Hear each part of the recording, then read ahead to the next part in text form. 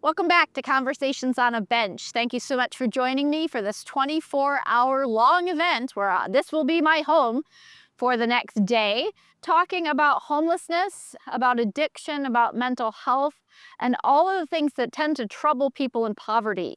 We're talking about stories of hope, stories of struggle, ways that we see our community can do a better job of caring for those in need.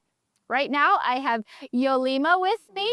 Yolima is helping me with our Dine on the Door event. And if you've never been to Dine on the Door, it's going to be November 18th this year. We have a 12 o'clock lunch and we have a 6 o'clock dinner.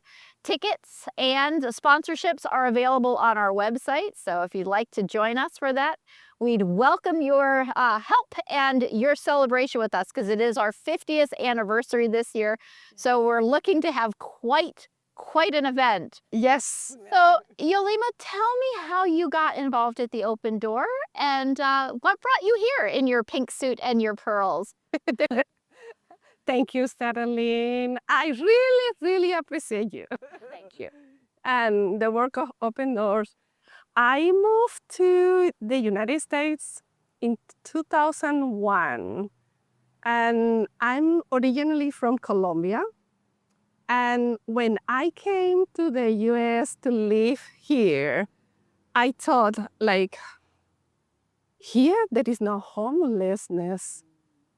You cannot tell that there is any homeless people in here. You cannot see them in the street. You cannot see them outside.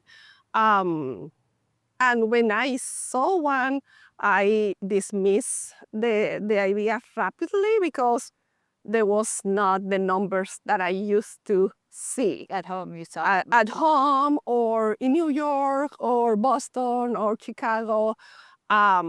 So I remember thinking even that we don't have homelessness in Midland. So for me, it was not a problem at all. And when I was thinking about donations, I would never think of the city, of my own town. I will always send it to somewhere else, where in my mind I thought it would be needed. Until one day, studying in community Bible study with a group, we came to serve in the surf kitchen. And then I realized, oh, we do have homelessness. Still, in that moment, I thought that was not a community problem, that was a system. That was the government who has to provide. Sure. And that was the system. And then if they were like that, it was because the system was not working somehow. Not that we need the whole community to work on that. Still keep coming.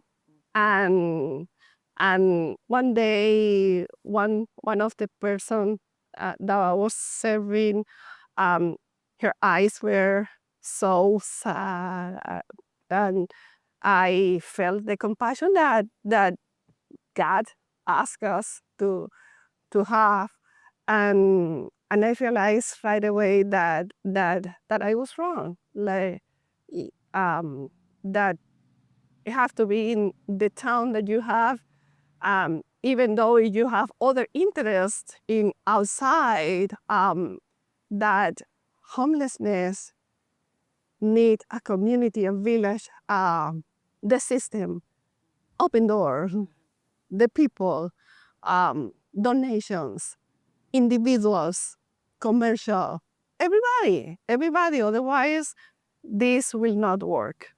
Sure. This will not work. Also, with the times, I realized that not every homelessness is outside. Right. It's really outside. Also, in the school, I remember story. One of the Stephanie, my older daughter's friend, that she did not feel homelessness until I invite her to my house, and I start talking, and I realized that, well, she didn't look the part. She was clean. Right. She was provided, but she didn't have a house. Her mom was working 3 jobs. Wow. 3 jobs, and she didn't look the part, but Because she I was. think we can, Midland is a unique community because we can somewhat hide our homelessness. Yes. And, at the Open Door, in some ways, we are helping to do that, that we are a beacon for those who need us, but we're also a way in which the problem, in some ways, is hidden from a lot of the rest of Midland. We had 238 individuals that stayed with us last year for 12,000 nights of shelter. That's a huge number to say that we have no homeless people Exactly. in a town this size.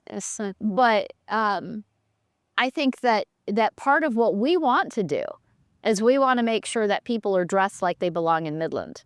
That people are fed, that people that a lot of the things that they struggle with are being addressed, so that people can fit in. Yes. Because if you think about it too, the thing that you allowed not to happen is you allowed that young lady not to feel the stigma that other people may have put on her if she had looked the part, right? Exactly. And give them motivation also, because the mom was working hard so they can move on and they have their own place. But she needed the help of everybody else meanwhile. So And that also brings up a stereotype that is often not true. yes. People will say, "Oh, homeless people are lazy," Yeah. which is so often not true. So often we see people come into shelter and they are employed, and maybe with more than one job. Or at least they're looking for work and maybe they haven't found it yet. And I think that that's one of the stereotypes we try to work hard to switch, Yes. and to say that everyone has assets. The question is, what are they and how are they using them? Because a lot of times it's not financial. Although we do see people, Joe Coffey and I were talking earlier about a guy that had come in that was working a lot of jobs, had plenty of money, but that he was pretty much spending all of it on a car. And so sometimes it's rearranging what you understand your priorities are, and some of those are generational. Like if your family said what's most important is that you have a nice car in case you have to live in it. So sometimes it's just changing the way we look at things. Exactly. So Exactly. And part of breaking that stereotype is kind of my invitation to, especially to the international population that we have in here, as me initially, because for us we have seen so many that probably we got that not sensitivity toward the one that we see in here, because we think that, it much worse. yes, but we think that still the government and maybe Open Doors and other uh, companies will help rather than us. So in other words, it's someone else's problem. Exactly. But in us, I know we need to really pay attention and be participant of this, because we live here. And part of it is compassion. Having compassion for the people around you and saying that the majority of the people, because the Open Door serves mainly Midland County, the majority of the people that we serve are not transplants. They're people who grew up here. Yes. Who, went to Dow High, went to Midland High, who have had jobs here, who have grown up here, who have lived in Midland County their whole lives. And so to insinuate that they don't belong here, Yeah. you know, that's kind of rude, don't you think? Yeah. Because Exactly. some of them were here before we were. Yeah. So it's how do we care for our own? Yes. You know, Open Door does not have any government funding. All of our funding is private. All of our funding comes from foundations and individuals. And honestly, it's that it's those people that are willing to make monthly contributions that really matter the most. You know, Correct. we are very thankful for people who can make gigantic gifts, for sure. Yes. But those people who say, I can commit to $10, $20, $50 a month, that is our stability. That is what helps us budget. That's what helps us say we know we can take care of people. And, you know, honestly, I would say that if people are looking to become financially involved at the Open Door, monthly givers are the backbone of what we do. Because they're saying, I'm in this for the long haul. You know, I'm willing to take, you know, that money that I would have bought a couple Starbucks, or, you know, I would have gone out for dinner once in the month with my family, and I'm willing to say I'm going to sacrifice that so that other people can be set back up.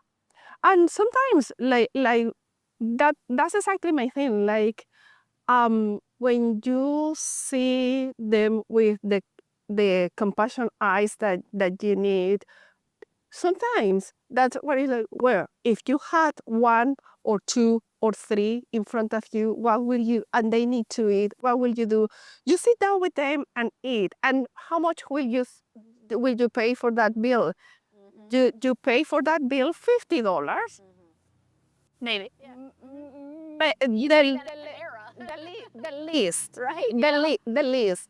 And then if you are willing to do that monthly, because, okay, let's say monthly I go out and I'm going to help people, to invite them to have a lunch, one lunch, Right. one lunch, and you do that every month. So that's why not do it through Open Door? And I think in some ways, I think that's a great way to put it, that I am inviting the least of these into my banquet for, you know, one lunch out of my Exactly.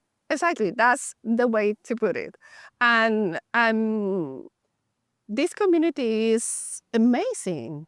It's amazing. You cannot see, you have been working a lot in this, for this community, for these people, in so many ways. I'm not talking only about the physical thing, like the shelter, the food. That's great. That's a primary need that all of us has. But spiritually, I love your prayers. I love that you point them to God, because ultimately that's what Well, that's the ultimate hope, right? hope. You know, to know that you are loved by God. Yes. To know that the person who made the stars knows your name. Yes. And cares about you, and cares if you're sleeping outside, Exactly. and points you to a place where people will love you and will be able to lead you in a way that you can walk with God. You know, you can walk with someone who cares. Especially because we don't know the circumstances, if they already knew that, if they don't. So yeah, I absolutely love your job. What you're doing, you're amazing. Thank you. You're amazing. You know, we have a compassion and a passion to serve the Lord by serving people. You know, again, we talk a lot about biblical hospitality around here, which is something that overflows. You know, it doesn't say you get one shot. You know, and yes, there are times in which people will exit the shelter because they've made some choices that don't align with how we're working things, but it's never a one and done. You know, it's a get some time away, come back and let's try this again. Yes. Because we do have a love for people again, and it's not about getting them through the assembly line of moving from homelessness to housed. Yes. And then you were here, you're out. Bye. It's knowing people's names and knowing that like the stories we can tell about the people that we love is because we've known them. We knew them when they were here, and we know them now if they come back for lunch, or we know them if they come back to volunteer, which we do see them. Yes. Yes. So Ah. nice to be. We're very thankful for what you're doing with Dine on the Door. Thank you. So- Thank you. Yes, we'll see everybody. We're gonna have a good time. We are going to have a good time. We're going to Have have a good time, and we're gonna raise money for the homeless. And yes. we're gonna tell stories of One more year, at least for one more year. And then we'll keep going. more hope for next year, right? Yes. Exactly. Go. Thank you. Thank you so much for coming.